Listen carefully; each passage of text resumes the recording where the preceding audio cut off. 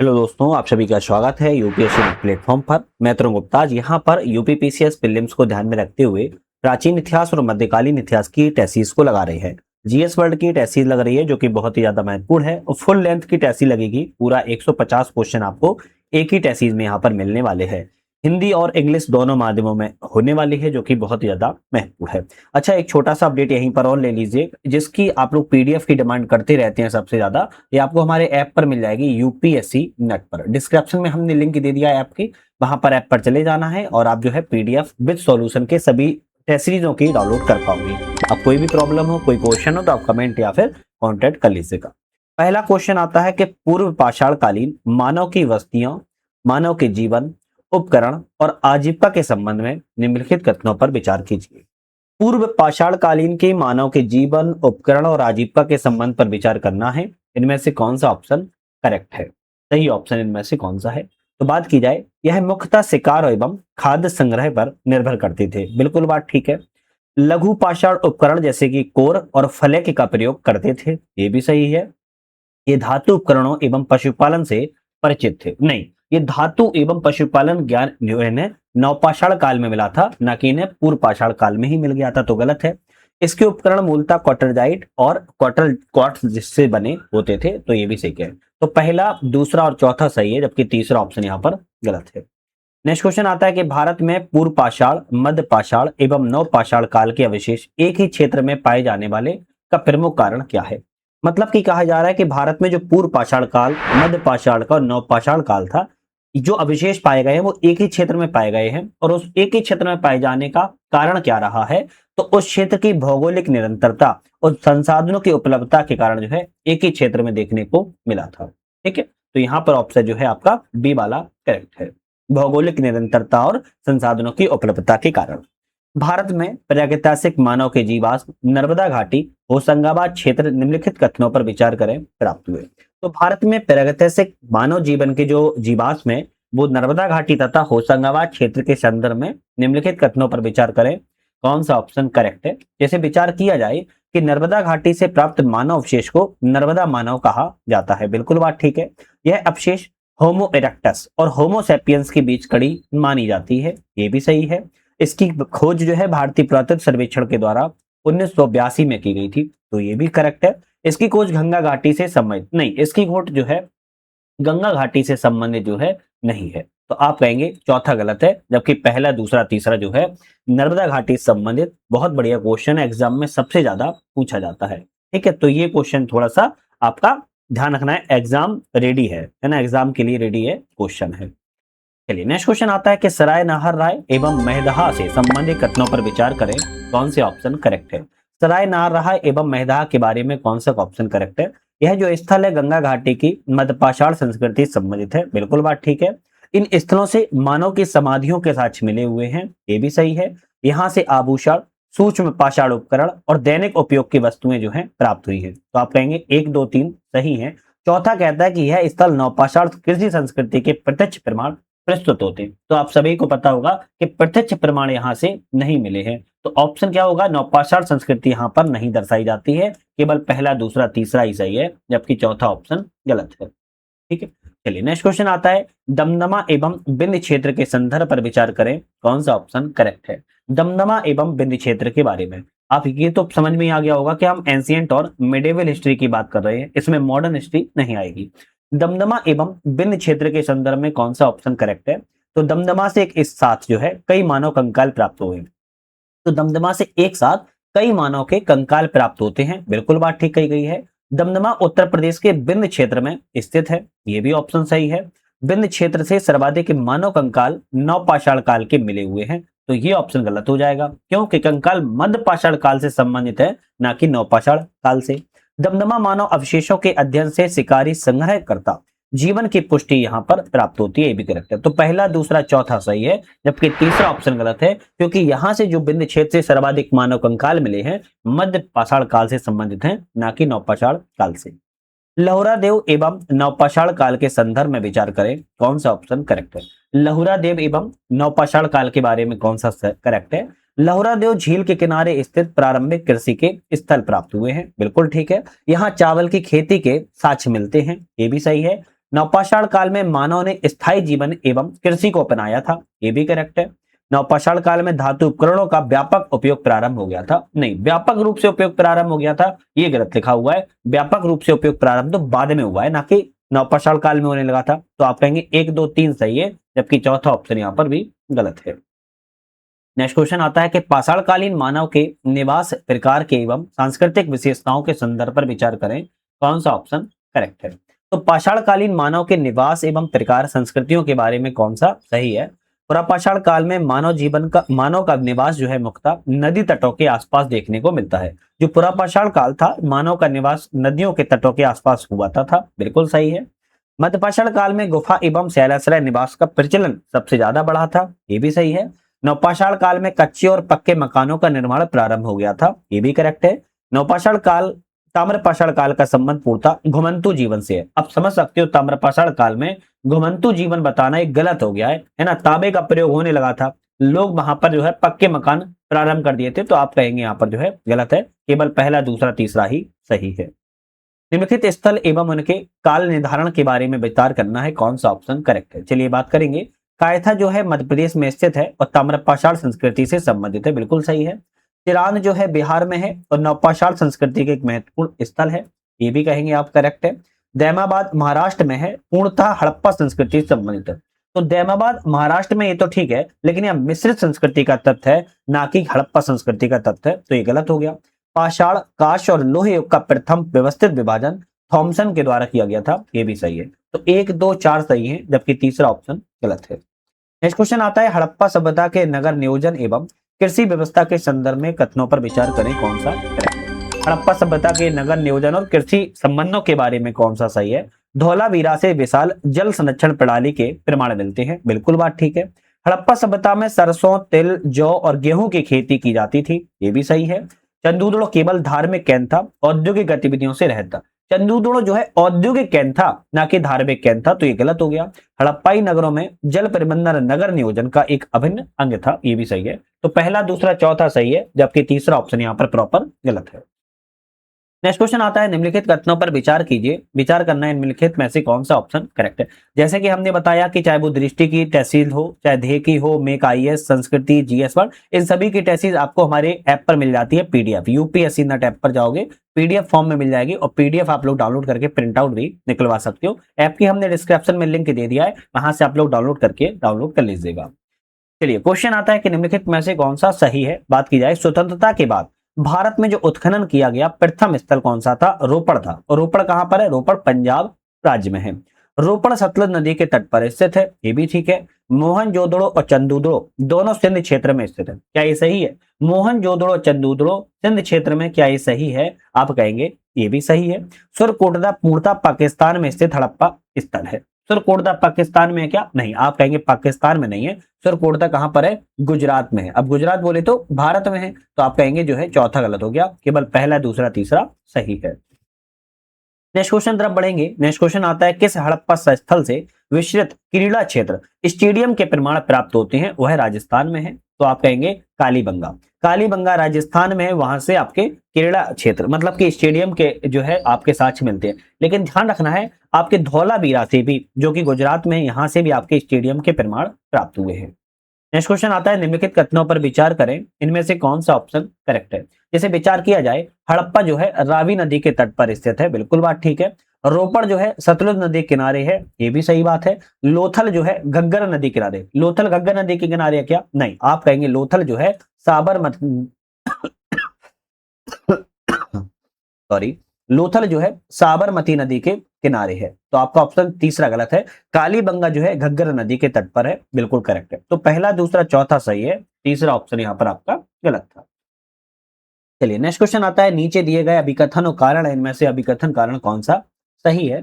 चंदूदड़ो एवं लोथल हड़प्पा सभ्यता के प्रमुख औद्योगिक केंद्र थे, बिल्कुल बात ठीक है। कारण कहता है कि इन स्थलों से मन का निर्माण, तांबा ढलाई और संख्य उद्योग के प्रमाण जो है प्राप्त होते हैं। तो आप कहेंगे कारण भी सही है, कथन भी सही है, AR दोनों सही है, उसकी व्याख्या भी सही कर पा रहा है।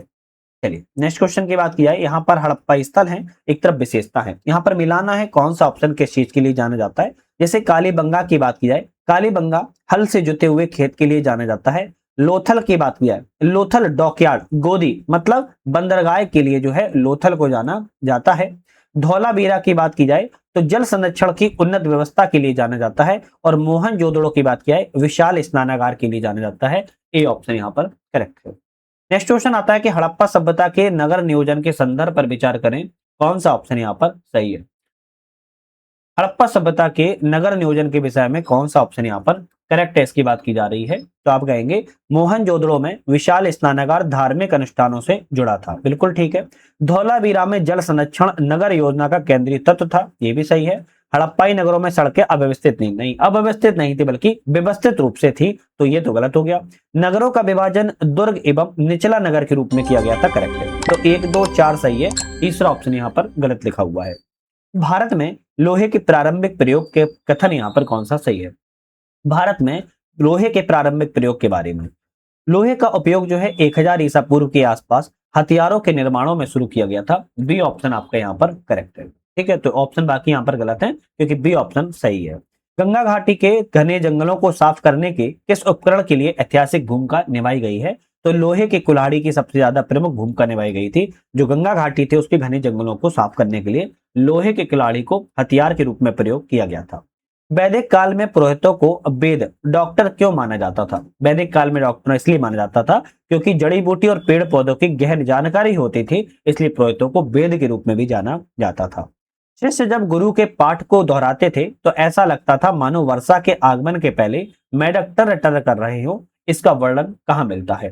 तो जब शिष्य गुरु के पाठ को दोहराते थे तो ऐसा लगता था मानो वर्षा के आगमन के पहले मेढक टर टर कर रहे हो, और इसका वर्णन ऋग्वेद के एक सूक्त में मिलता है। तो ये क्वेश्चन इंपोर्टेंट हो सकता है, तो क्वेश्चन हो सकता है बन जाए, ठीक है, जो कि ऋग्वेद का हिस्सा है। निम्नलिखित में से कौन सा जो युग्म है मनोरंजन के संदर्भ में सही सम्मिलित है। मनोरंजन के बारे में कौन सा ऑप्शन करेक्ट है। जुआ खेलना, जुआ खेलना सबसे प्रिय मनोरंजन था उस समय का प्राचीन काल में, आप कहेंगे सी ऑप्शन करेक्ट है। उत्तर वैदिक काल के वेशभूषा के संबंध में कौन सा कथन सही है। उत्तर वैदिक काल में वेशभूषा के बारे में कौन सा सही है।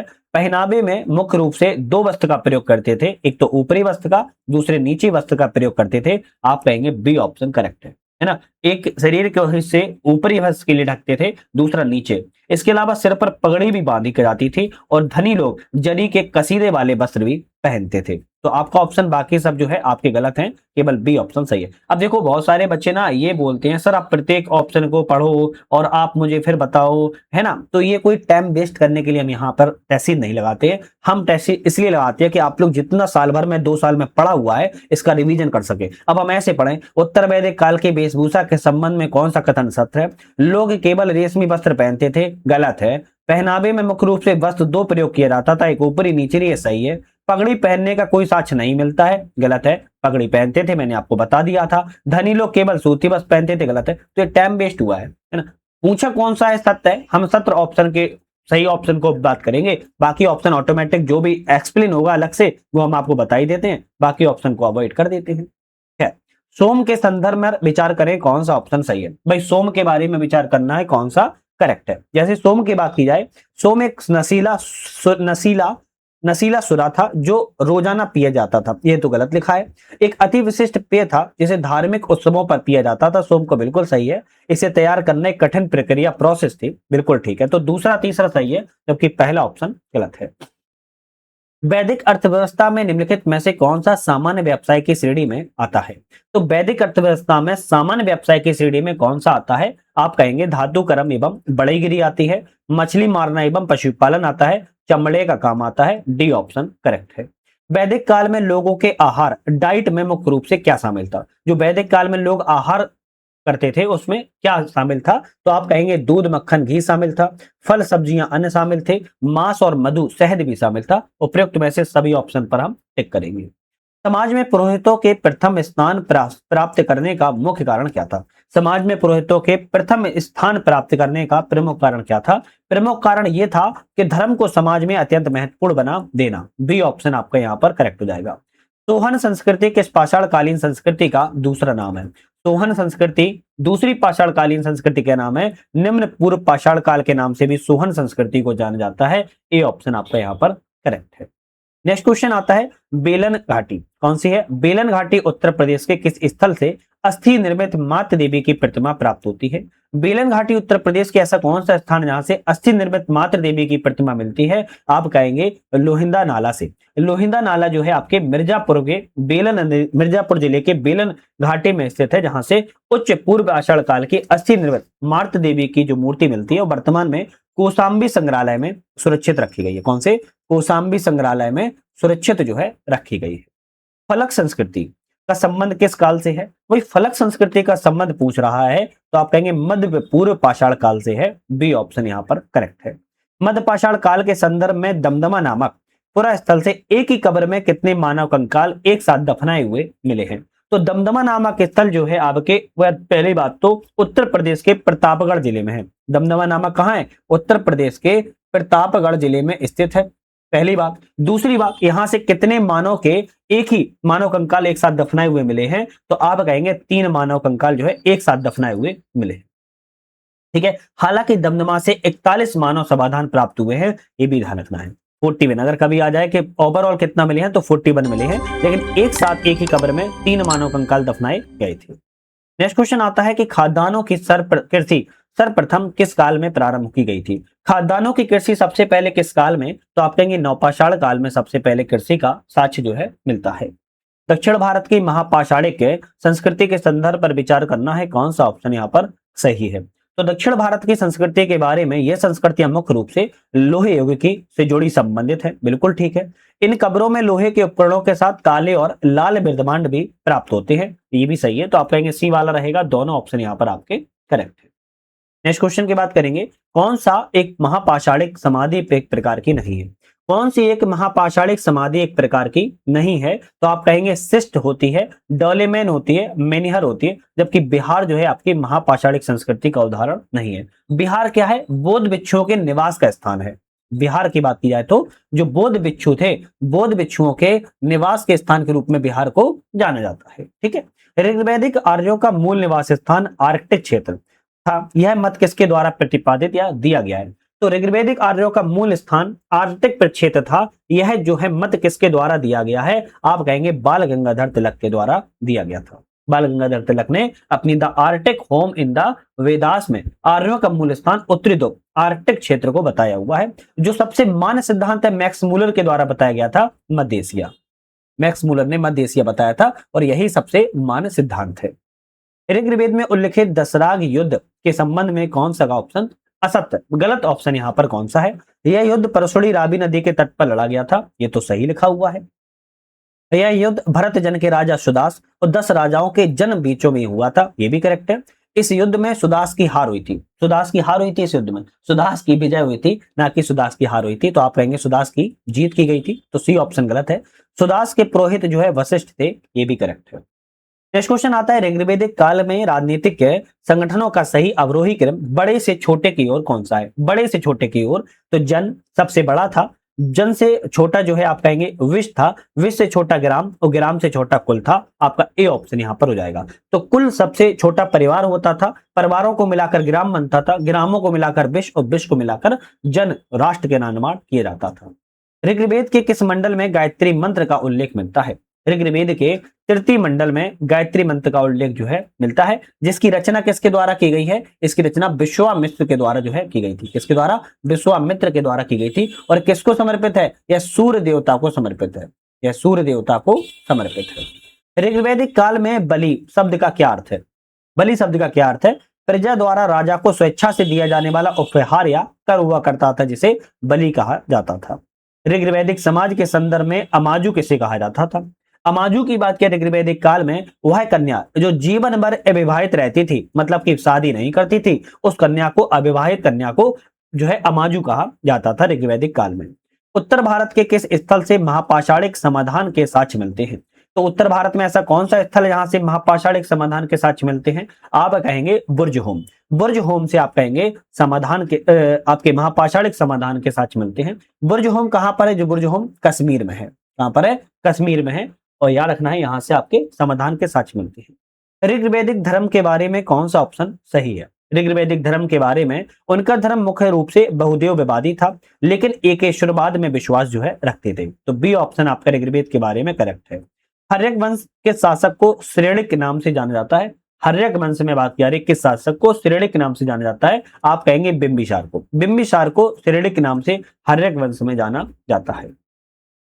नेक्स्ट क्वेश्चन आता है, किस शासक ने गंगा और सोन नदियों के संगम पर पाटलिपुत्र नामक नगर की स्थापना की थी? ऐसा कौन सा शासक था जिसने गंगा और सोन नदी के संगम पर, गंगा और सोन नदी के संगम पर पाटलिपुत्र नामक नगर को बसाया था? तो आप कहेंगे यहाँ पर कि उदयन के द्वारा पाटलिपुत्र नामक नगर को बसाया गया था। हालांकि पाटलिपुत्र उस समय कुसुमपुर के नाम से भी जाना था, जो मगध की राजगृह राजधानी थी। बाद में पाटलिपुत्र राजधानी मगध की बन गई थी।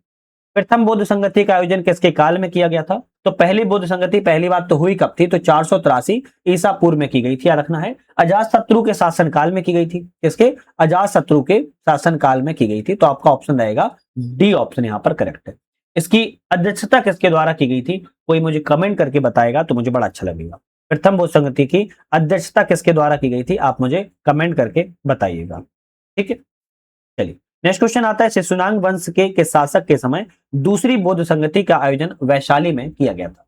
पहली बौद्ध संगति सप्तपर्णी की गुफा में की गई थी, दूसरी बौद्ध संगति वैशाली में की गई थी। पूछ रहा है किस कौन सा शिशुनाग वंश का शासनकाल था? आप कहेंगे कालाशोक के शासनकाल में की गई थी। कालाशोक के शासनकाल में 383 ईसा पूर्व में 100 वर्षों के पश्चात की गई थी। याद रखना है। ठीक है, नेक्स्ट क्वेश्चन आता है कि सर्वांतक क्षत्रियों का नाश करने वाला द्वितीय परशुराम की उपाधि किसने धारण की थी? तो आप कहेंगे महापद्म नंद। नंद वंश के शासक महापद्म नंद ने, आप कहेंगे, द्वितीय परशुराम की क्षत्रियों का नाश करने वाले की उपाधि धारण की थी। कौन सा मगध का शासक सिकंदर महान के समकालीन था? सिकंदर महान के समकालीन धनानंद था। नंद वंश का शासक धनानंद जो है समकालीन किसके था? सिकंदर महान के समकालीन था।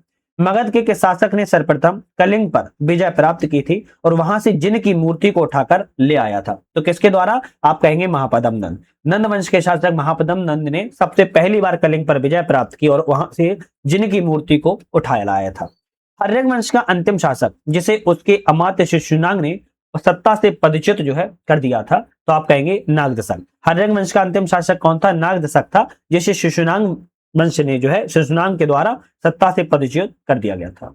नंद वंश के पतन के बाद मुख्य कारण क्या थे? नंद वंश के पतन के मुख्य कारण क्या रहे हैं? अत्यधिक करारोपण करना, जनता में अलोकप्रियता होना। नंद वंश का सबसे ज्यादा पतन का एक कारण यही रहा है। धनानंद सबसे अंतिम व्यक्ति था, शासक था, जो बहुत ही क्रूर और अत्याचारी था, बहुत लालची था और यही जो है बहुत कर लगाता था, जिसके चलते जो है जनता में अलोकप्रियता फैल गई और नंद वंश का पतन अग्रसर होता चला गया। नंद शासन के महत्व के संदर्भ पर विचार करें, कौन सा सही है? नंद शासन के महत्व के बारे में कौन सा करेक्ट है? उन्होंने प्रथम बार एक सुव्यवस्थित नौकरशाही विशाल सेना का गठन किया था। बिल्कुल ठीक है। नंदों के समय ही व्याकरणाचार्य पाणिनि जो है हुए थे। आप कहेंगे करेक्ट है। दोनों ऑप्शन आपके यहाँ पर नंदों के बारे में सही है। मौर्य इतिहास के स्रोतों के बारे में विचार करें, कौन सा ऑप्शन सही है? मौर्यों के बारे में विचार करना है, कौन सा सही है? कौटिल्य का अर्थशास्त्र मुख्य रूप से आर्थिक ग्रंथ है। नहीं, कौटिल्य का जो अर्थशास्त्र मुख्य रूप से राजनीति पर आधारित है। किस पर? राजनीति पर आधारित है। क्या रखिएगा? राजनीति पर आधारित। तो पहला गलत हो गया। मेगास्थनीज की जो इंडिका है अपने मूल रूप से उपलब्ध नहीं है, उसके कुछ अंश बाद में लेखकों के द्वारा उद्धृत किए गए हैं। बिल्कुल ठीक है। विशाखदत्त का मुद्रा राक्षस चंद्रगुप्त मौर्य के शत्रुओं के विरुद्ध चाणक्य की चालों के रूप में वर्णन करता है। करेक्ट है। तो दूसरा तीसरा सही है, जबकि पहला ऑप्शन गलत है। चंद्रगुप्त मौर्य एवं सेल्यूकस निकेटर के बीच हुए युद्धों के बाद संधि में कौन सा ऑप्शन यहाँ पर सही नहीं है? गलत ऑप्शन यहाँ पर कौन सा है? चंद्रगुप्त मौर्य और सेल्यूकस के बीच में कुछ युद्ध हुए थे। इस संधि के बाद में कौन सा ऑप्शन गलत है बात की जा रही है? सेल्यूकस ने अपनी पुत्री हेलेना का विवाह चंद्रगुप्त मौर्य से किया था, ये तो सही है। चंद्रगुप्त ने सेल्यूकस को 500 हाथी उपहार में दिए थे, ये भी सही है। सेल्यूकस ने एरिया, अराकोसिया, जेड्रोसिया और पेरोपनिसडाई प्रदेश चंद्रगुप्त को सौंपे थे, ये भी सही है। सेल्यूकस ने मेगास्थनीज को बिंदुसार के दरबार में भेजा था, ये गलत है। सेल्यूकस ने मेगास्थनीज को चंद्रगुप्त मौर्य के दरबार में भेजा था, डी ऑप्शन गलत है। नेक्स्ट क्वेश्चन आता है अमित्रघात शत्रुओं का विनाश करने वाला किस नाम से मौर्य शासक को जाना जाता है? अमित्रघात के नाम से किसे जाना जाता है? आप कहेंगे बिंदुसार को अमित्रघात के नाम से जाना जाता है। नेक्स्ट आता है अशोक के कलिंग युद्ध कब हुआ था? कलिंग युद्ध 261 ईसा पूर्व में। कौन सा कथन सही है? तो युद्ध के भीषण नरसंहार के अशोक को धम्म विजय की ओर प्रेरित जो है किया था। बिल्कुल बात ठीक है। अशोक ने युद्ध का वर्णन अपने 10वें शिलालेख में किया है? नहीं, आप कहेंगे 13वें शिलालेख के अंतर्गत किया है। युद्ध के समय कलिंग का राजा खारवेल था। युद्ध के समय कलिंग का राजा कौन था? कोई बता सकता है? तो आप कहेंगे भेरी घोष, सॉरी, कलिंग, युद्ध के समय कलिंग का राजा याद नहीं आ रहा है कौन था। भेरी घोष तो स्थान था जहां पर जैन धर्म को इसने अपनाया था। चलिए इसको मैं छोड़ देता हूं, है ना, ये गलत है। इस युद्ध के बाद अशोक ने जैन धर्म को अपना लिया था, बौद्ध धर्म को अपना लिया था, ना कि जैन धर्म को अपनाया था, तो ये भी गलत है। अशोक के धर्म के स्वरूप के बारे में कौन सा ऑप्शन सत्य है? अशोक के धर्म के रूप के बारे में कौन सा ऑप्शन यहाँ पर सही है बात की जा रही है? तो यह सभी धर्मों का सार और एक नैतिक आचार संहिता थी। आप कहेंगे धम्म। धम्म जो है सभी धर्मों का सार था और नैतिक आचार संहिता थी।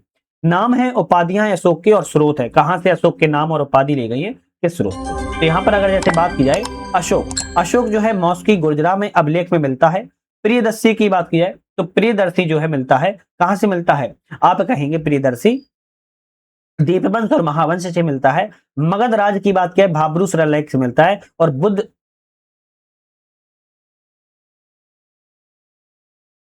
बुद्ध शाक्य की बात की जाए तो आपके कंधार अभिलेख से मिलता है। ए ऑप्शन आपका यहाँ पर करेक्ट है, याद रखना है, ठीक है। अशोक नाम मौर्य गुर्जरा से, प्रियदर्शी दीपवंश महावंश से, मगधराज भाब्रू शिलालेख से, बुद्ध शाक कंधार अभिलेख से मिलता है। ए ऑप्शन करेक्ट है।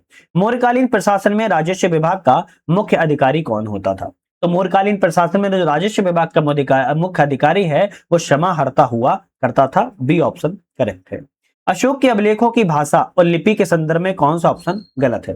कौन सा ऑप्शन गलत है? भारत के अधिकांश शिलालेख प्राकृत भाषा और ब्राह्मी लिपि में है, सही है। सहबाजगढ़ी और मानसेरा खरोष्टी लिपि में है, ये भी सही है। तक्षशिला और लंगमान अरामी लिपि में, अरामाइक लिपि में लिखे गए हैं, ये भी करेक्ट है। और बात की जा रही है कंधार सारेकुना केवल संस्कृत, नहीं, आप कहेंगे गलत है, क्योंकि यह द्विभाषी ग्रीक, यूनानी और अरामाइक लिपियों में लिखा गया है, इसलिए डी ऑप्शन गलत है। मौर्य साम्राज्य के पतन के कारणों में कौन सा तर्क इतिहासकार हेमचंद राय चौधरी ने दिया हुआ है? तो आप कहेंगे अशोक की अत्यधिक शांतिवादी नीति मौर्य साम्राज्य के पतन का कारण भी एक बनती नजर आ गई थी। मौर्य वंश का अंतिम सम्राट कौन था जिसकी हत्या उसके सेनापति ने की थी? आप कहेंगे बृहदत्त नाम का व्यक्ति था जिसकी हत्या उसके ही सेनापति पुष्यमित्र शुंग के द्वारा कर दी गई थी। हर्षवर्धन के शासनकाल में भास्कर बर्मन कहाँ का शासक था जिसने हर्ष के पास हंसवेग नामक एक दूत को भेजा था? तो हर्षवर्धन के समय में भास्कर जो बर्मन था वह कहाँ का शासक था? आप कहेंगे कामरूप वर्तमान में असम राज्य में है, वहीं का शासक था और इसने हर्ष के पास जो है हंसवेग नाम से अपने दूत जो है भेजा था। हर्ष के वांसखेड़ा अभिलेख में किस अधिकारी का उल्लेख महाराज और महासामंत के रूप में मिलता है? महाराज और महासामंत के रूप में बांसखेड़ा अभिलेख में किस अधिकारी का उल्लेख मिलता है? आप कहेंगे भंडी अधिकारी का उल्लेख मिलता है। चीनी यात्री ह्वेनसांग के अनुसार हर्षकालीन समाज में शूद्रों की मुख्य वृत्ति क्या थी? शूद्रों की मुख्य वृत्ति जो है कृषि कार्य करना थी। आप कहेंगे सी ऑप्शन यहाँ पर जो है करेक्ट है। चलिए नेक्स्ट क्वेश्चन आता है, हर्ष के किस अभिलेख पर उसके स्वयं के सुंदर हस्ताक्षर जो है अंकित है? तो हर्ष के ऐसा कौन सा अभिलेख है जिसके स्वयं के सुंदर हस्ताक्षर अंकित है? बांसखेड़ा अभिलेख में ही स्थित है। नेक्स्ट आता है, कन्नौज में आयोजित विशाल धर्म महासम्मेलन की अध्यक्षता किसके द्वारा की गई थी? तो हर्ष ने महायान बौद्ध धर्म के प्रचार के लिए कन्नौज में एक भव्य सभा बुलाई थी जिस पर जो है अध्यक्षता ह्वेनसांग के द्वारा जो है की गई थी। हर्षकालीन आर्थिक व्यवस्था में हिरण्य किस प्रकार का टैक्स था? जो हिरण्य एक प्रकार का टैक्स था, नगद रूप में देकर था, मतलब नगद रूप में लिया जाता था। कौन सी रचना स्वयं सम्राट हर्ष के द्वारा रचित नहीं है? हर्ष ने ऐसी कौन सी रचना है जो खुद नहीं की है? तो रत्नावली की है, प्रियदर्शिका की है, नागानंद की है, हर्षचरित नहीं की है ना, हर्षचरित जो है नहीं की है। हर्षचरित की बात की जाए और कादम्बरी, हर्षचरित की बात की जाए एवं कादम्बरी की बात की जाए किसके द्वारा रचित है? तो आप कहेंगे बाणभट्ट के द्वारा यह रचित है। कौन से? बाणभट्ट के द्वारा रचित है। जबकि रत्नावली, प्रियदर्शिका और नागानंद हर्ष के द्वारा रचित है। प्रयाग में आयोजित होने वाले छठे मोक्ष परिषद के बारे में कौन सा ऑप्शन यहाँ पर करेक्ट है? तो यहाँ पर कौन सा करेक्ट है? हर्ष ने यहाँ अपनी समस्त संपत्ति को दान में कर दिया था। बी ऑप्शन यहाँ पर जो है आप कहेंगे बिल्कुल सही है। हर्ष के प्रशासन में स्कंदगुप्त किस सैन्य इकाई का सर्वोच्च अधिकारी था? आप कहेंगे गज सेना, हस्ती सेना का प्रमुख अधिकारी था। ह्वेनसांग के अध्ययन के दौरान नालंदा विश्वविद्यालय के कुलपति कौन थे? तो ह्वेनसांग ने कहा है कि उस समय नालंदा विश्वविद्यालय के शीलभद्र नाम के व्यक्ति कौन थे? आपके विश्वविद्यालय के कुलपति, चांसलर थे। नेक्स्ट क्वेश्चन की बात की जाए, नेक्स्ट क्वेश्चन आता है कि निम्नलिखित में से किस शासक ने कल्याणी के चालुक्य वंश की नींव डाली है? कल्याणी के चालुक वंश की नींव तैलप द्वितीय के द्वारा जो है डाली गई थी राष्ट्रकूट वंश के पतन के बाद में। मान्यखेट राष्ट्रकूट वंश का वास्तविक संस्थापक किसे माना जाता है? मान्यखेट के राष्ट्रकूट वंश का वास्तविक संस्थापक की बात की जाए तो दंती दुर्ग को माना जाता है। एलोरा के सुप्रसिद्ध कैलाश मंदिर का निर्माण किस राष्ट्रकूट शासक ने करवाया? तो एलोरा का मंदिर कहां पर है? पहली बात तो महाराष्ट्र में है, और कैलाश मंदिर बना हुआ है उसमें राष्ट्रकूट वंश के शासकों के द्वारा करवाया गया, लेकिन किसने करवाया था? तो आप कहेंगे कृष्ण प्रथम के द्वारा कैलाश मंदिर का निर्माण करवाया गया था। नेक्स्ट आता है कवि राजमार्ग नामक कन्नड़ ग्रंथ की रचना किस राष्ट्रकूट शासक ने की है? कवि राजमार्ग नामक कन्नड़ ग्रंथ की जो रचना है वो आपके अमोघ वर्ष के द्वारा की गई थी, जो कि आप कहेंगे राष्ट्रकूट या एक शासक था। नेक्स्ट क्वेश्चन आता है बेगी के पूर्वी चालुक्य वंश का संस्थापक कौन था? बेगी के पूर्वी चालुक्य वंश के संस्थापक की बात की जाए तो आप कहेंगे विष्णुवर्धन था। बेगी के पूर्वी चालुक्य वंश का शासक विष्णुवर्धन था, जो बादामी के चालुक्य राजा पुलकेशिन द्वितीय ने आंध्र बेंगी प्रदेश को जीतकर अपने भाई विष्णुवर्धन को वहां का शासक जो है नियुक्त किया था। 75 क्वेश्चन मतलब हम आधे टेस्ट सीरीज को लगा चुके हैं। आप सभी को पता होगा बहुत ही ज्यादा महत्वपूर्ण टेस्ट सीरीज है, कहीं ना कहीं आपके एग्जाम्स के लिए इंपॉर्टेंट है। चैनल को लाइक शेयर सब्सक्राइब जरूर कर लीजिएगा। 76 क्वेश्चन की बात करेंगे। प्रसिद्ध विद्वान बिल्हड़ विक्रमांक देवचरित के लेखक विज्ञानेश्वर मिताक्षरा के लेखक किसके दरबार में रहते थे? तो बिल्हड़ के लेखक विक्रमांक देवचरित है और विज्ञानेश्वर मिताक्षरा के लेखक हैं। ये किसके दरबार से संबंधित हैं? आप कहेंगे विक्रमादित्य छठवें के दरबार से संबंधित थे। त्रिपक्षी संघर्ष में भाग लेने वाला प्रथम राष्ट्रकूट शासक कौन था? आप कहेंगे ध्रुव। ध्रुव जो है राष्ट्रकूट शासक था। त्रिपक्षी संघर्ष कन्नौज को लेकर हुआ था, आप सभी को पता होगा। गुर्जर प्रतिहार वंश, राष्ट्रकूट वंश और पाल वंशों के बीच में वो हो गया था। होयसल राजवंश की राजधानी कहां पर स्थित है? तो होयसल राजवंश की राजधानी जो है आप कहेंगे द्वार समुद्र में स्थित थी। अब द्वार समुद्र बोले तो आधुनिक हेलबिडु में, आधुनिक हेलबिडु, और यह कहां पर है, किस राज्य में? वर्तमान में कर्नाटक राज्य में स्थित है। जैसे कि हमने आपको पहले भी बताया था कि हमारा ऐप आ चुका है यूपीएससी नर्ड, और इस ऐप पर आपको पीडीएफ मिल जाती है। सभी पीडीएफ आपको टेस्ट सीरीज की मिल जाती है, चाहे कोई भी कोचिंग की टेस्ट सीरीज हो, दृष्टि, मेक आईएएस, संस्कृति, जीएस वर्ड, इन सभी की टेस्ट सीरीज आपको मिल जाती है विद सॉल्यूशन के। तो ऐप पर आपको डिस्क्रिप्शन में लिंक भी दिया आएगा, वहां से डाउनलोड कर सके, ऐप को डाउनलोड करके पीडीएफ डाउनलोड कर सकते हो, या फिर आप लोग जो है सर्च भी कर सकते हो यूपीएससी नर्ड। कोई प्रॉब्लम आए तो कॉल कर लीजिएगा। प्रसिद्ध विरूपाक्ष मंदिर और पट्टिकल के स्मारकों के संबंध में मुख्य रूप से किस काल से संबंधित है? तो प्रसिद्ध विरूपाक्ष मंदिर और पट्टिकल के स्मारकों का जो मुख्य रूप से किस काल से संबंधित है? आप कहेंगे चालुक्य काल से संबंधित या चालुक्य वंश से संबंधित है। और ये वास्तुकला की शैली की बात किया तो वेसर शैली से बना हुआ है। नेक्स्ट क्वेश्चन आता है निम्नलिखित में से कालक्रम क्रम में व्यवस्थित कीजिए राष्ट्रकूट शासक, इनमें से कालक्रम कौन कौन सा सही है? तो सबसे पहले आपके आएंगे दंतीदुर्ग पहले नंबर पर, कृष्ण प्रथम दूसरे नंबर पर, ध्रुव तीसरे नंबर पर, अमोघ चौथे नंबर पर। ऑलरेडी सही लिखे हैं तो पहला ऑप्शन सही हो जाएगा। पल्लव शासक सिंह विष्णु के संदर्भ में विचार करें कौन सा सही है? तो अवनी सिंह की उपाधि इन्होंने प्राप्त की थी, सिंह विष्णु ने, सही है। संस्कृत कवि भारवी उसकी सभा में रहते थे, करेक्ट है, सी ऑप्शन रहेगा, दोनों ऑप्शन सही है। मत विलास प्रेषण नामक प्रसिद्ध ग्रंथ की रचना किस पल्लव शासक के द्वारा की गई है? मत विलास प्रेषण नामक जो प्रसिद्ध ग्रंथ की रचना है, और यह रचना आपके महेंद्र वर्मन प्रथम के द्वारा की गई है, बी ऑप्शन करेक्ट है। पल्लव स्थापत्य कला की मामल्य शैली का विकास किसके शासनकाल में हुआ है? पल्लव स्थापत्य कला की जो मामल्य शैली है, मामल्य शैली का जो विकास है किस काल में हुआ है? आप कहेंगे नरसिंह वर्मन प्रथम के शासनकाल में हुआ है, आपका सी ऑप्शन करेक्ट है। और किस काल से? पल्लव स्थापत्य काल है, और यह नरसिंह वर्मन प्रथम के द्वारा किया गया था। नेक्स्ट क्वेश्चन आता है एक तरफ शैली है और एक तरफ शासक है, कौन सी शैली के शासक से संबंधित है? जैसे बात की जाए महेंद्र शैली महेंद्र वर्मन प्रथम से संबंधित है। मामल्य शैली की बात की जाए तो मामल्य शैली आपके नरसिंह वर्मन प्रथम संबंधित है, और राज सिंह शैली की बात की जाए नरसिंह वर्मन द्वितीय से संबंधित है। ऑप्शन आपका यहाँ पर जो है बी वाला करेक्ट हो जाएगा, रखना है कौन सा? बी ऑप्शन करेक्ट हो जाएगा। चोल वंश के शासक ने गंगे कोंड चोल की उपाधि धारण की और गंगे कोंड चोलपुरम नामक अपनी राजधानी को बनाया था। ऐसे कौन से चोल शासक थे जिन्होंने गंगे कोंड चोलपुरम की उपाधि धारण की, गंगे कोंड चोलपुरम अपनी राजधानी बनाया? ये थे राजेंद्र प्रथम। राजेंद्र प्रथम बहुत आप कहेंगे अच्छे शासक थे। सैन्य अभियान बंगाल के पाल शासक महिपाल को हराने की सफलता के उपलब्ध जिन्होंने गंगे कोंड चोलपुरम की उपाधि धारण की थी और अपनी रमीर राजधानी को बनाया था। तंजौर का प्रसिद्ध राजराजेश्वर एवं बृहदेश्वर मंदिर किस चोल शासक से द्वारा बनवाया गया था? बात की जा रही है यहाँ पर कि राजराजेश्वर एवं बृहदेश्वर मंदिर तंजौर के प्रसिद्ध है और किस चोल शासक के द्वारा बनवाया गया है? राजराज प्रथम के द्वारा बनवाया गया था। यहाँ पर आपका बी ऑप्शन जो है करेक्ट हो जाएगा। नेक्स्ट होता है चोल प्रशासन की सबसे प्रमुख विशेषता क्या थी? तो चोल प्रशासन की सबसे प्रमुख विशेषता जो है आपकी स्थानीय सुशासन, ग्राम सुशासन सबसे प्रमुख विशेषता रही है।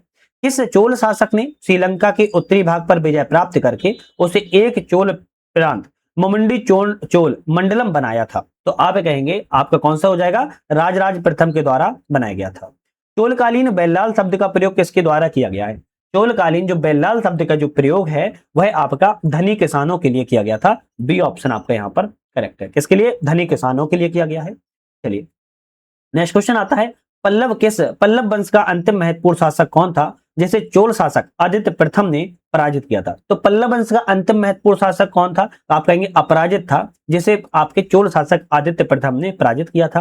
कौन सा भक्ति संत निर्गुण विचारधारा से संबंधित नहीं था? कौन सा भक्ति संत निर्गुण विचारधारा से संबंधित नहीं रहा है? कबीर रहे, गुरु नानक रहे, रैदास रहे, चैतन्य महाप्रभु की बात क्या है? निर्गुण विचारधारा से संबंधित क्या नहीं थे, या सगुण धारा से संबंधित थे। अद्वैतवाद के सिद्धांत का प्रतिपादन किसने किया जिसने बाद में सूफी और भक्ति संतों को प्रभावित किया? तो अद्वैतवाद सिद्धांत का जो प्रतिपादन है आपके शंकराचार्य के द्वारा किया गया था आपके 8वीं शताब्दी में, और इन्होंने ईश्वर और जीव की एकता पर जो है प्रतिपादन किया था, और यह जो है आपके सूफी और भक्ति संतों में बहुत प्रभावित हुआ। सूफी संत और भक्ति संतों के बीच वैचारिक समानता के संदर्भ में कौन सा करेक्ट है? सूफी संत थे और भक्ति संत थे, इनके बीच में समानता किसमें थी? तो दोनों ईश्वर के प्रति व्यक्तिगत प्रेम और ईश्वर के महत्व पर बल देते थे। आपका बी ऑप्शन करेक्ट है। चलिए नेक्स्ट क्वेश्चन की बात करेंगे। प्रसिद्ध सूफी संत निजामुद्दीन औलिया ने किस सुल्तान से मिलने से इनकार कर दिया था? एक ऐसे सूफी संत थे जिन्होंने निजामुद्दीन औलिया से एक सुप्रसिद्ध सूफी संत निजामुद्दीन औलिया ने किस सुल्तान से? निजामुद्दीन औलिया ने एक सुल्तान से मिलने से इनकार कर दिया था, अलाउद्दीन खिलजी से। इन्होंने कहा था अलाउद्दीन खिलजी से हमारे घर के 2 दरवाजे हैं, तुम एक से आओगे हम दूसरे से निकल जाएंगे, लेकिन मिले नहीं थे। भक्ति आंदोलन के उस संत का नाम क्या है जिसने सबसे पहले अपने संदेश के प्रचार के लिए हिंदी का प्रयोग जो है किया था? हिंदी का प्रयोग किसने किया था? तो आपका ऑप्शन रहेगा रामानंद के द्वारा सबसे पहले भक्ति आंदोलन में हिंदी का प्रयोग किया गया था। चलिए नेक्स्ट क्वेश्चन आता है इस्लाम के भारत आगमन का भारतीय वास्तुकला का प्रभाव क्या पड़ा? इस्लाम के भारत आगमन से भारतीय वास्तुकला पर क्या प्रभाव पड़ा है? तो मेहराब और गुम्बद का प्रचलन सबसे ज्यादा बढ़ गया था। आप देखोगे इंडो इस्लामिक शैली का जन्म हुआ था जिसमें मुख्य विशेषता मेहराब, गुम्बद और मीनारों की विशेषता यहां पर देखने को मिलना स्टार्ट हो गई थी। नेक्स्ट क्वेश्चन आता है कि वहदत उल वजूद अस्तित्व की एकता का सिद्धांत किस सूफी संप्रदाय से अधिक गहराई से जुड़ा हुआ है? आपके चिश्ती संप्रदाय से सबसे ज्यादा जुड़ा है, और यही सबसे ज्यादा फेमस भी हुआ है। भक्ति और सूफी आंदोलनों ने भारतीय समाज में किस कुरीतियों पर समाज पर कड़ा प्रहार जो है किया हुआ था? तो जातिवाद और अछूआछूत पर सबसे ज्यादा दोनों ही आंदोलनों ने प्रभाव फैलाया था। दक्षिण भारत के अलवार संत किस की उपासना करते थे? दक्षिण भारत के जो अलवार संत थे वो आपके विष्णु की उपासना, सबसे ज्यादा भगवान विष्णु की उपासना करते थे। अलवार संत जो है विष्णु की उपासना करते थे, और नयनार संत जो थे आपके नयनार जो संत थे आपके किसकी? शिव की उपासना करते थे। नेक्स्ट क्वेश्चन आता है कि मध्यकाल में गंगा जमुना तहजीब के विकास में किसका योगदान सर्वाधिक रहा है? तो भक्ति और सूफी संतों के समन्वयवादी दृष्टिकोण का गंगा जमुनी तहजीब का सबसे ज्यादा योगदान देखने को मिला है। एक तरफ वेद है, दूसरी तरफ ब्राह्मण ग्रंथ है। कौन सा वेद किस ब्राह्मण ग्रंथ से संबंधित है? जैसे ऋग्वेद की बात किया कौशिकी से संबंधित है, यजुर्वेद की बात किया शतपथ ब्राह्मण से संबंधित है, सामवेद की बात किया सठवेद से संबंधित है, और अथर्ववेद की बात किया तो गौपद से संबंधित है। बी ऑप्शन आपका यहाँ पर करेक्ट है। चलिए नेक्स्ट क्वेश्चन की बात किया है बुद्ध के जीवन से संबंधित कुछ घटना और प्रतीक है, इसके बारे में बता करना है कौन सा सही? एक तरफ घटना और प्रतीक चिन्ह। जैसे हम यहाँ पर बात की जाए तो यहाँ पर हम जन्म जो है कमल से संबंधित है, ज्ञान की बात की है बोधि वृक्ष से संबंधित है, मृत्यु की बात की है मृत्यु किससे संबंधित है? तो मृत्यु जो आप कहेंगे यहाँ पर मृत्यु पद चिन्ह से संबंधित नहीं है, मृत्यु स्तूप से संबंधित है। किससे? स्तूप से संबंधित है। और ग्रह त्याग घोड़ा से संबंधित है। तो 1 2 4 सही है, तो आपका ऑप्शन सी वाला करेक्ट हो जाएगा। महेंद्र वर्मन नेक्स्ट क्वेश्चन आता है महेंद्र वर्मन शैली का संबंध किस वंश से है? महेंद्र वर्मन जो शैली है यह पल्लव वंश से संबंधित है। ये ऑप्शन करेक्ट है। एक तरफ पुस्तक है और एक तरफ लेखक है, कौन सी पुस्तक किस लेखक से संबंधित है? जैसे बात किया 10 कुमार चरित, 10 कुमार चरित जो है दंडी से संबंधित है। मालविका मित्रम की बात किया कालिदास से संबंधित है। मुद्रा राक्षस की बात किया विशाखदत्त से संबंधित है, और मत्स्य विलास प्रवचन की बात किया तो महेंद्र वर्मन प्रथम से संबंधित है। आर्यभट्ट थे, आर्यभट्ट कौन थे? तो आप कहेंगे भारतीय गणित एवं खगोल शास्त्री आर्यभट्ट थे। इनमें से एक इलबारी तुर्क कौन सा था? तो इलबारी तुर्क की बात किया है गियासुद्दीन बलबन, इनमें से सभी में इलबारी तुर्क के रूप में जाना जाता है। बी ऑप्शन आपका यहाँ पर करेक्ट है। आपको लग रहा होगा क्वेश्चन बहुत छोटे छोटे हैं, जब एग्जाम में आते हैं वर्डन बढ़ जाता है, दिमाग के तोते उड़ जाते हैं। खैर, पानीपत का प्रथम युद्ध किसके मध्य में लड़ा गया था? तो पानीपत का पहला युद्ध कब लड़ा गया था? 21 अप्रैल 1526 को लड़ा गया था। किसके बीच में? बाबर एवं इब्राहिम लोदी के बीच में लड़ा गया था, जिसमें बाबर विजय हुआ था, इब्राहिम लोदी मारा गया था। निम्नलिखित संतों को उनके कालक्रम के अनुसार विभाजित करिए। तो सबसे पहले कालक्रम की बात की जाए तो कौन सा आएगा? तो कालक्रम में अगर बात किया सबसे पहले आएंगे नामदेव। कौन से आएंगे? नामदेव। इसके बाद आएंगे कबीर, इसके बाद आएंगे गुरु नानक, और फिर इसके बाद आएंगे मीराबाई चौथे नंबर पर। इनका टाइम पीरियड की अगर बात की जाए हम लिख दें, तो अगर हम कबीर की टाइम टेबल की बात किया है तो कबीर की टाइम टेबल जो रहेगा आपका 1398 से लेके 1518। नामदेव की अगर बात की जाए तो 1270 से लेके 1350। मीराबाई की बात की जाए तो 1498 से लेके 1557। गुरु नानक की बात की जाए 1469 से लेके 1539। तो इस तरीके से भी याद कर सकते हो। नेक्स्ट क्वेश्चन आता है कि विजयनगर शैली के अंतर्गत निर्मित मंदिरों की मुख्य विशेषता नहीं थी। कौन सी विशेषता नहीं थी? मंदिरों की दीवारें नक्काशी ज्यामिति पैटर्नों से अलंकृत थी, सही है। केंद्रीय मंडप को कल्याण मंडप कहा जाता था, ये भी सही है। मंदिरों में धर्मनिरपेक्ष अवधारणा प्रचलित थी, ये भी करेक्ट है। अनेक पाषाणों से निर्मित स्तंभ थे, नहीं ये गलत है, अनेक पाषाणों से स्तंभ निर्मित नहीं थे। निम्नलिखित कथनों पर विचार कीजिए, इनमें से कौन सा करेक्ट है? चलिए विचार कर लिया जाए। दिगंबर संप्रदाय के अनुसार मोक्ष प्राप्ति के लिए वस्तुओं को त्यागना आवश्यक है, बिल्कुल बात ठीक है। श्वेतंबर संप्रदाय के अनुसार केवल प्राप्ति के लिए भोजन की आवश्यकता होती है, ये भी ठीक है। तो दिगंबर समुदाय के जो आपके मोक्ष प्राप्ति के लिए उन्होंने कहा है नग्न रहना चाहिए, तो आप कहेंगे दोनों ही चीजें सही है।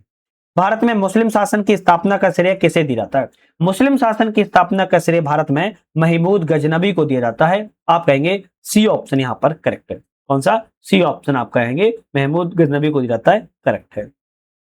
ऋग्वेदिक काल में निष्क था। निष्क क्या था? ऋग्वेदिक काल में एक प्रकार का स्वर्ण आभूषण था जो गले में पहना जाता था, ठीक है। चलिए नेक्स्ट आता है कविराज मार्ग ग्रंथ की रचना किसने की है? कविराज मार्ग ग्रंथ की रचना जो है आप कहेंगे अमोघ वर्ष के द्वारा की गई है, बी ऑप्शन आपका यहाँ पर करेक्ट है। निम्नलिखित में से कौन सा सही नहीं है? एक ऑप्शन गलत है। अब कौन सा गलत है? बात किया सोमनाथ मंदिर गुजरात में है। श्री रंगनाथ स्वामी मंदिर, श्री रंगनाथ स्वामी मंदिर की बात किया है आपके तमिलनाडु में है क्या? आप कहेंगे नहीं है। बरहा लक्ष्मी नरसिंह मंदिर आंध्र प्रदेश में है, सही है।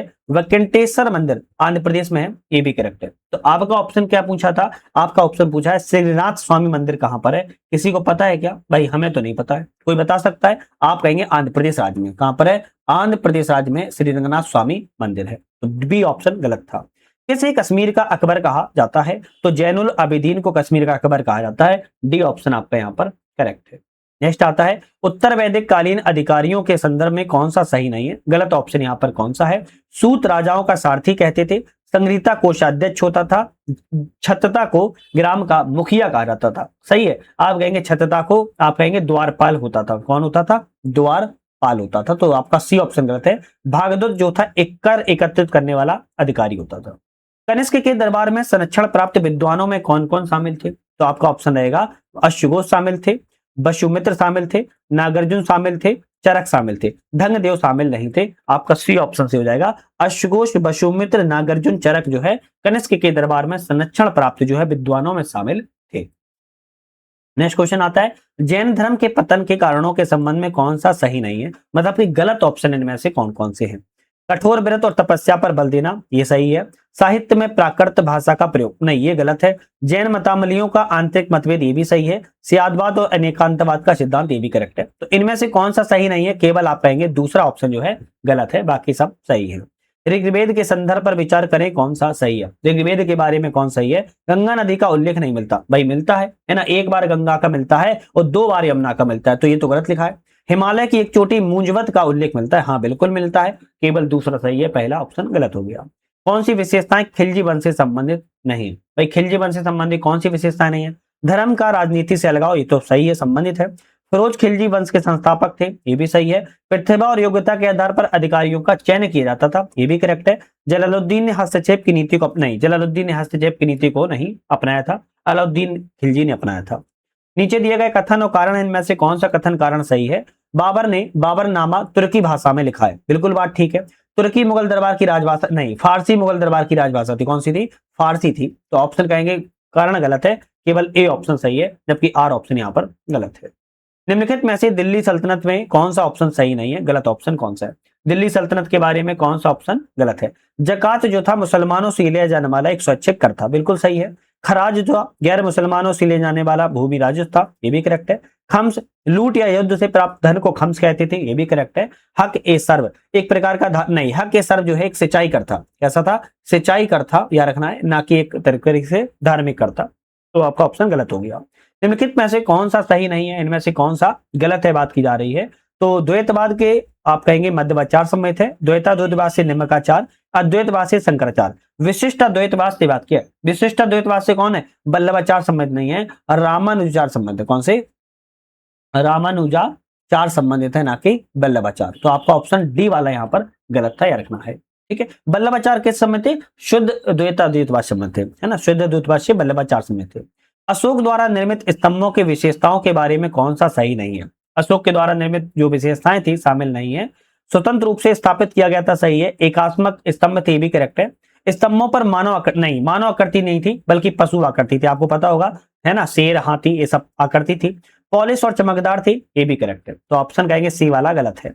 इस स्थल पर हड़प्पा पूर्व और हड़प्पा कालीन दोनों संस्कृतियों के अवशेष मिलते हैं। हड़प्पा पहले और हड़प्पा कालीन दोनों संस्कृतियों के अवशेष कहां से मिलते हैं? आप कहेंगे बनावली से मिलते हैं। बनावली कहां पर है? हरियाणा के फतेहाबाद जिले में स्थित है। बौद्ध संगति है और एक तरफ शासक, कौन सी बौद्ध संगति के शासक के समय में हुई? पहली बौद्ध संगति की बात किया तो अजातशत्रु के शासनकाल में, दूसरी बौद्ध संगति काल अशोक के शासनकाल में, तीसरी बौद्ध संगति अशोक के शासनकाल में, चौथी बौद्ध संगति कनिष्क के शासनकाल में की गई थी। सार्वजनिक वितरण प्रणाली पीडीएस के जनक किसे माने जाते हैं? तो पीडीएस के जनक अलाउद्दीन खिलजी को माना जाता है, सार्वजनिक वितरण प्रणाली को। आप कहेंगे सी ऑप्शन करेक्ट है। नेक्स्ट आता है गुलामों का गुलाम किसे कहा जाता है? भाई गुलामों का गुलाम जो है इल्तुतमिश को कहा जाता है ना, इल्तुतमिश को गुलामों का गुलाम कहा जाता है। दीवान ए कोही किस सुल्तान से संबंधित है? भाई दीवान ए कोही की बात की जा रही है, तो आप कहेंगे मोहम्मद बिन तुगलक से संबंधित है दीवान ए कोही। दीवान ए कोही क्या था? एक कृषि विभाग था, है ना, कृषि विभाग था, मोहम्मद बिन तुगलक ने इसे बनाया था। बुद्ध ने अपना प्रथम उपदेश कहां पर दिया था? सारनाथ उत्तर प्रदेश में बुद्ध ने अपना पहला उपदेश दिया था। दक्षिण में विष्णु का अवतार किसे माना जाता है? दक्षिण में विष्णु का अवतार रामानुजाचार्य को माना जाता है। निम्नलिखित में से कौन से अशोक के द्वारा विभिन्न देशों में भेजे गए धर्म प्रचारकों से संबंधित कौन सा सही नहीं है? एक तरफ धर्म प्रचारक है और देश है, कौन सा एक व्यक्ति इसमें से पूछ रहा है? सही नहीं, गलत ऑप्शन कौन सा है? महेंद्र एवं संघमित्रा को श्रीलंका भेजा गया था, सही है। महाधर्म रक्षित को महाराष्ट्र भेजा गया था, बिल्कुल ठीक है। मच्छिम की बात की है, हिमालय वर्ती देश भेजा गया था, करेक्ट है। और मांझांझिक की बात की जाए, आप कहेंगे कश्मीर और कांधार भेजा गया था, सही है। अब पूछा है कौन सा सही नहीं, गलत ऑप्शन कौन सा? तो हम कहेंगे उपयुक्त में से कोई भी ऑप्शन गलत नहीं है, क्योंकि सभी ऑप्शन सही हैं। निम्नलिखित में से कौन सा संस्कृत में लिखा विश्व का सर्वाधिक प्राचीन अभिलेख है? तो विश्व का सबसे प्राचीन अभिलेख संस्कृत में लिखा कौन सा है? रुद्रदामन का जूनागढ़ अभिलेख है। तो कौन सा है? रुद्रदामन के द्वारा लिखा गया जूनागढ़ अभिलेख है, जो विश्व का पहला संस्कृत में लिखा गया अभिलेख है। बी ऑप्शन करेक्ट है। नेक्स्ट क्वेश्चन आता है, किसने भारत में स्वर्ण सिक्कों का प्रचलन नियमित रूप से उपयोग किया था? स्वर्ण सिक्कों का प्रचलन जो है नियमित रूप से उपयोग किसके द्वारा किया गया? बिम कटफिश के द्वारा किया गया था। बी ऑप्शन करेक्ट है।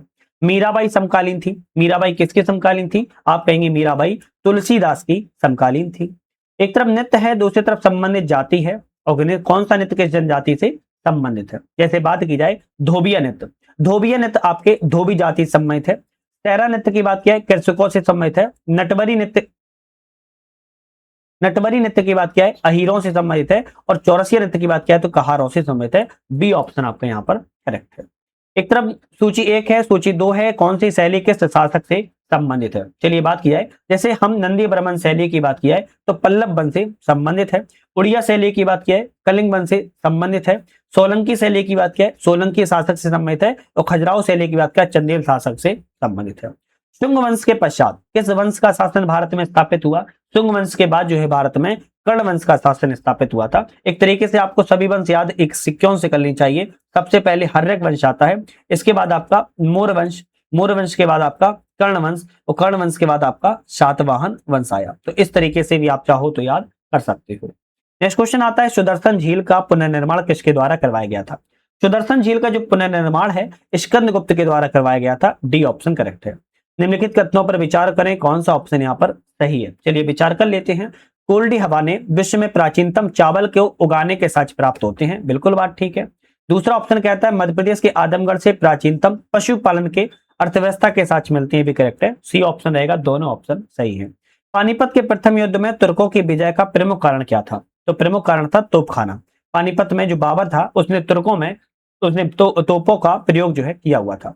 बाबर एवं हुमायूं के शासनकाल का विवरण तत्कालीन समाज की उल्लेख किसकी रचना में देखने को मिलता है? तो जो आप कहेंगे हुमायूं नामा में देखने को मिलता है। किसमें? हुमायूं नामा में देखने को सबसे पहले मिल जाता है। निम्नलिखित में से कौन सा सही नहीं है? एक तरफ पुस्तक है और तरफ लेखक है, और एक गलत है यहाँ पर। गोड़बहु वाक्यपति के द्वारा लिखी गई है। मृच्छकटिकम शूद्रक के द्वारा। नीतिसार की बात करें विशाखदत्त ने, नीतिसार कामदेव के द्वारा जो है लिखी गई है। किसके? कामदेव के द्वारा लिखी गई है, गलत है। महाभाष्य पतंजलि के द्वारा लिखी गई है, सही है। नेक्स्ट क्वेश्चन आता है तालीकोटा का युद्ध जो है 1565 में हुआ था, किसके बीच में लड़ा गया था? तो विजयनगर एवं बीजापुर, अहमदनगर, गोलकुंडा की सेनाओं के बीच में लड़ा गया था। डी ऑप्शन आपका यहाँ पर सही हो जाएगा। तालीकोटा के युद्ध को राक्षसी तड़ंगली का युद्ध भी कहा जाता है। बौद्ध धर्म का पालना किसे कहा जाता है? भाई बौद्ध धर्म का पालना कैसे कहा जाता है? आप कहेंगे कौशाम्बी को बौद्ध धर्म का पालना कहा जाता है। आगरा घराना से संबंधित कथनों में कौन सा ऑप्शन गलत है? भाई आगरा घराने से ऑप्शन में कौन सा ऑप्शन यहाँ पर गलत है बात की जा रही है? तो बात यह है कि मुगल काल में संगीत का सबसे बड़ा केंद्र था, ये तो सही है। कब्बाल बच्चा घराना भी कहा जाता है, ये भी ऑप्शन करेक्ट है। इसकी शुरुआत जहांगीर के दरबार में हुई, नहीं, इसकी शुरुआत जहांगीर के दरबार से हुई, ये तो गलत हो जाएगा। अकबर के दरबार से संबंधित था, तो ये गलत है। इसका सूत्रपात श्याम रंग और सरस रंग से माना जाता है, ये भी सही है। तो यहाँ पर ऑप्शन सी वाला आपका गलत था। हुमायूं के द्वारा लड़े गए 4 युद्धों को तिथि के अनुसार अंकित करना है, कौन सा सही है? तो हुमायूं के द्वारा जो युद्ध लड़े गए थे इसमें से बात की जा रही है। तो सबसे पहले देवरा का युद्ध, देवरा का जो युद्ध है वो कब लड़ा गया था? तो आप कहेंगे 1532 में। इसके बाद चौसा का युद्ध 1532 में ही। इसके बाद कन्नौज बिलग्राम का युद्ध 1540 में, और सरहिंद का युद्ध 1555 में। आप कहेंगे डी ऑप्शन करेक्ट है। निम्नलिखित में से कौन सा सही नहीं है? एक तरफ गलत है, कौन सा गलत है बात क्या है? बाज बहादुर मालवा का शासक था, कुतुब शाह गोलकुंडा का शासक था, सुल्तान मुजफ्फर शाह गुजरात का शासक था, और यूसुफ आदिल शाह अहमदनगर का शासक नहीं था बल्कि बीजापुर का शासक था। काका बीजापुर का शासक था, डी ऑप्शन गलत था। भारत में अरबों के द्वारा पहला सफल आक्रमण किसके नेतृत्व में किया गया? भारत में अरबों के द्वारा पहला सफल आक्रमण की बात किया है मोहम्मद बिन कासिम के द्वारा किया गया था, सी ऑप्शन करेक्ट है। अंतिम क्वेश्चन की बात की जा रही है, हड़प्पाई नगरों के संदर्भ पर विचार करें, कौन सा ऑप्शन करेक्ट है? हड़प्पाइयों के बारे में लोथल से 3 युग्मित समाधाइयों के साक्ष्य मिले हुए हैं, बिल्कुल ठीक है।